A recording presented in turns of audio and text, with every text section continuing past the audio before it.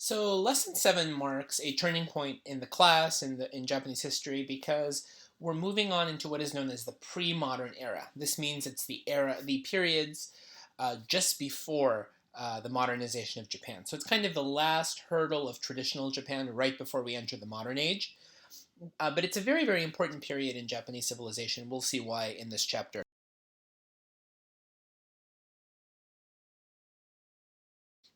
So this period is known as the Edo period, and I'll tell you what Edo means right now. But just to recap, remember that in 1600 we have the huge Battle of Sekigahara, right? Where Tokugawa Ieyasu and the clans of eastern Japan, who are allied with him, defeat Ishida Mitsunari, who was representing the Toyotomi clan. Remember, Toyotomi Hideyoshi died in 1598. He was succeeded by his young son Hideyori, right? And Hideyori was represented by a man named Ishida Mitsunari, who had the best interests of the Toyotomi clan at heart. But unfortunately, due to Tokugawa Ieyasu's manipulation, he got the samurai clans of eastern Japan, where Tokugawa hailed from, to join him and turn against the Toyotomi. And they had a big battle at Sekigahara. Tokugawa won. And so he and the Tokugawa family are now going to be the ones to inherit this unified Japan that Oda Nobunaga, Toyotomi Hideyoshi, and now Tokugawa Ieyasu had to unite. The three of them worked together in different ways to unite the country. Now Tokugawa Ieyasu and his family are going to be the ones to enjoy that unified country.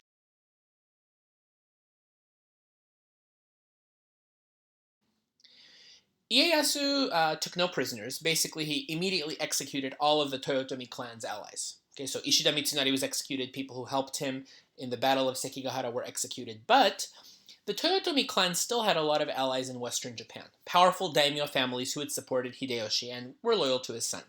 So Tokugawa Ieyasu didn't move so fast to execute Hideyoshi's young son Hideyori or his mother. Remember Lady Yodo, who was Hideyoshi's concubine? She was the niece of Oda Nobunaga.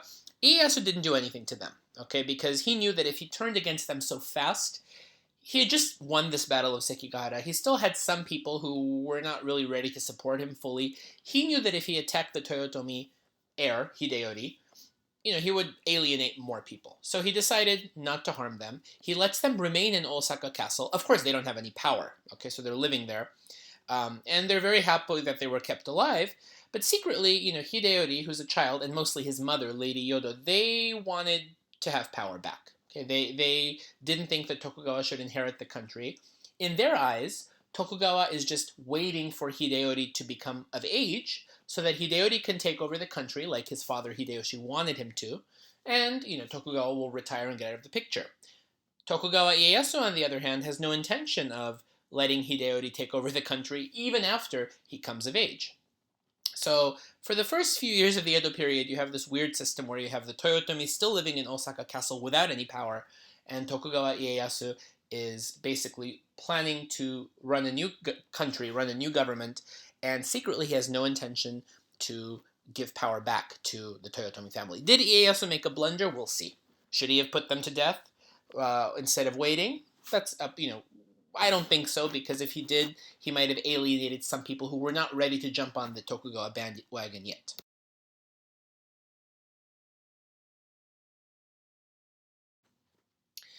The imperial family had been ignored for centuries, basically since the Muromachi period. They had not really been included in anything, but Tokugawa Ieyasu had great respect for the imperial family. And the Kyoto Imperial Palace had fallen into disrepair over the centuries after the Onin War and during the era of warring states. So Ieyasu immediately, as soon as he comes to power, orders a reconstruction, a remodel of the Kyoto Imperial Palace.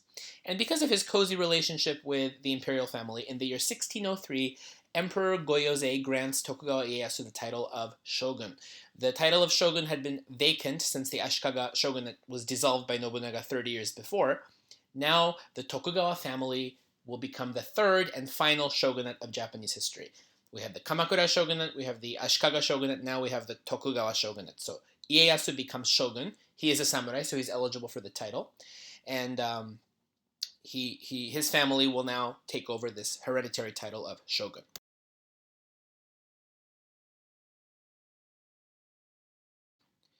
That same year, in 1603, Ieyasu moves the center of administration to the city of Edo in eastern Japan. And Edo is the current city of Tokyo. Okay, but back then it was known as Edo. And that's why this is called the Edo period. So the capital of Japan is still in Kyoto. It's just like the Kamakura period, where you have the official capital in Kyoto, but the center of political administration, in other words, where the Tokugawa family lives, the Tokugawa shogunate, is based out of the city of Edo. So that becomes the administrative center of Japan during the Edo period. And that's where the title Edo period gets its name.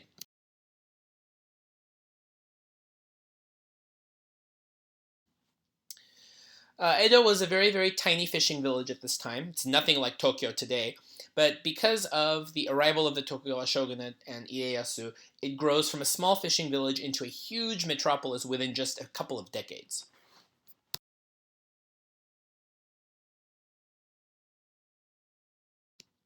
And Ieyasu took a hint from Minamoto no Yoritomo, who also went from Kyoto to Kamakura to run his administration. He moved to Edo because eastern Japan was Tokugawa's base. That's where all his allies were, that's where he was raised, that's where he felt most comfortable.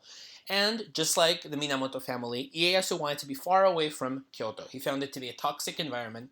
The emperor is there, the aristocrats are there, the Toyotomi family is around there, Osaka is close to Kyoto. So Ieyasu believes that he wants to be as far away from that as possible.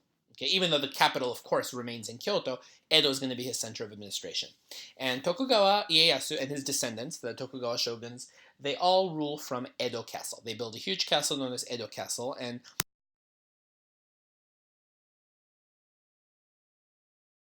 Edo Castle in its present form is not around anymore, but it is today the imperial palace where the emperor lives, and we'll see how that transition happens in lesson 9 next week. Okay, but Edo Castle is now the imperial palace in Tokyo.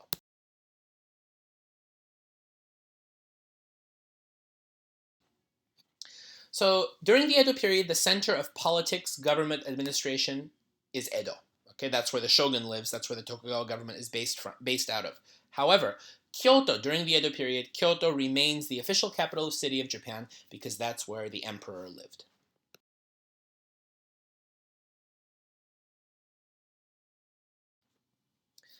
So in 1605, just 2 years after he becomes shogun, Ieyasu retires. So he kind of takes a book out of he takes a hint from the retired emperor system of the Heian period. He becomes retired shogun. Okay, so his son Hidetada becomes shogun after him, and Ieyasu retires. But of course, who do you think is running the show behind the scenes? Of course, Tokugawa Ieyasu as retired shogun. He felt that if he retires, he'll have more room to do his old manipulating as opposed to being at the forefront of politics. And he was getting older. He thought he'd be better serving the family behind the scenes and let his son be the face of the Tokugawa shogunate while he manipulates things behind the curtain.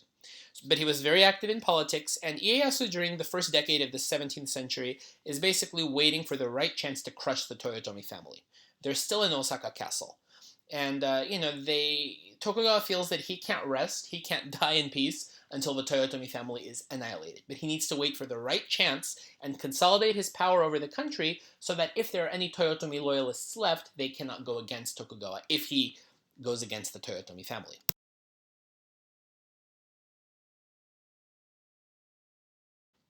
So he waits for a long, long time, and the chance arrives. So in 1615, Tokugawa Ieyasu finds a perfect excuse to attack Osaka Castle and get rid of Toyotomi Hideyori and his mother once and for all.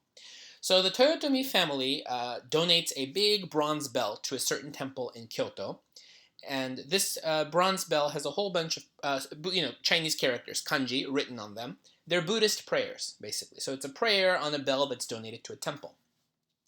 One of the phrases on the bell had the two kanji, the two Chinese characters for Ieyasu's name, written, and then in between them there was a kanji in the middle of his name. Okay, basically cutting the two kanji in his name in half. Okay, so it was the kanji for destroy. So it says destroy Ieyasu on it, but it's a very it's a play on words because it's very hard to find this big phrase in this huge bell, right? So the Toyotomi family claimed that it was just a coincidence, that that's the way the prayer was written. It had nothing to do with Ieyasu. And Ieyasu thinks this is deliberate. You are snubbing me, the shogun, and this is intent to attack my family and destroy me and the shogunate, right?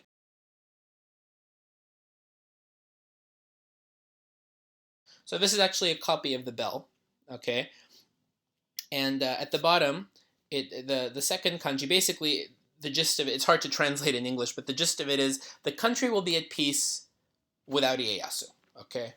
Basically, just if you destroy him, they cut his name in half, right? So if you cut him in half, the country will be at peace. It's the second phrase. And it's kind of, if you look at the second kanji, it's the kanji for Ie, and the last kanji is the kanji for Ieyasu, right? Ieyasu. And then if you cut him in half, the country will be at peace. So this is kind of Toyotomi saw this, and Toyotomi said, "Oh, this was a coincidence. It was just part of the prayer. It fits in the overall prayer." Tokugawa said, "Nope, this is intent to get rid of me. So this is a perfect chance for me to attack you once and for all."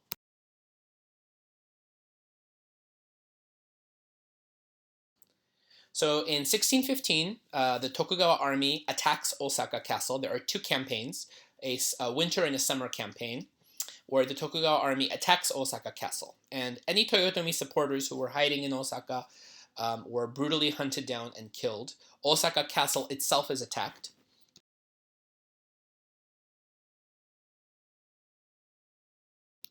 And after it's clear that the castle is going to fall, Toyotomi Hideyori and his mother, who are in the bell tower, basically awaiting their fate, commit suicide. They commit ritual suicide to save their honor instead of being captured by Tokugawa.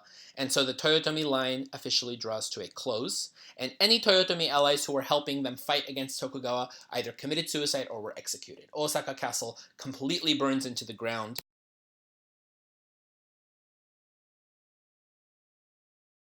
The city of Osaka itself is completely damaged. There are hundreds of refugees running out, probably thousands actually, to Kyoto, escaping the fire, escaping the plunder.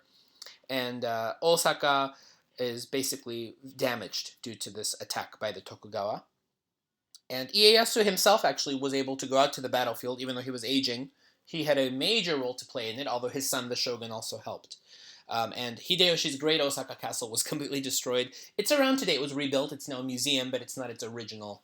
It's not in its original state.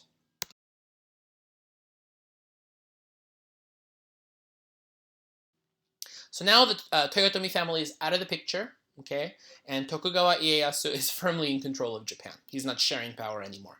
And right away, right after his defeat of the Toyotomi, Ieyasu dies in 1616. So it's almost like he was waiting for a chance to see the Toyotomi annihilated before he feels that he can die. But he had nothing to worry about because power was fully in the hands of the Tokugawa family.